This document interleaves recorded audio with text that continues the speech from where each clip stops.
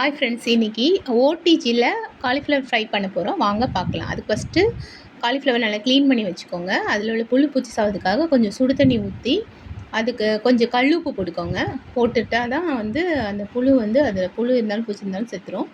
கல் போட்டு அப்புறம் நல்லா கழுவி வாஷ் பண்ணிக்கோங்க. அப்புறம் அந்த தண்ணியை ஸ்ட்ரெயின் பண்ணிவிட்டு கொஞ்சம் இஞ்சி பூண்டு பேஸ்ட்டு போட்டுக்கோங்க.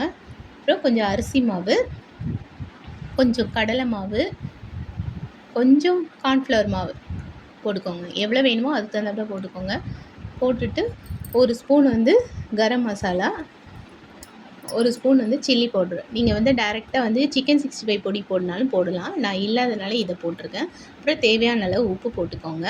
உப்பு போட்டு அப்புறம் ஒரு 2 ஸ்பூன் ஆயில் சேர்த்துக்கோங்க. ஏன்னா நம்ம ஓவனில் ஓட்டிச்சு வைக்கிறதுனால 2 ஸ்பூன் ஆயில் சேர்த்து நல்லா பிசைஞ்சிக்கோங்க. கொஞ்சம் கட்டியாக இருக்க மாதிரியே பிசைஞ்சிக்கோங்க. அப்புறம் அதுக்கு முன்னாடி 10 மினிட்ஸ் ஓவனை ப்ரீ ஹீட் பண்ணி வச்சுருங்க.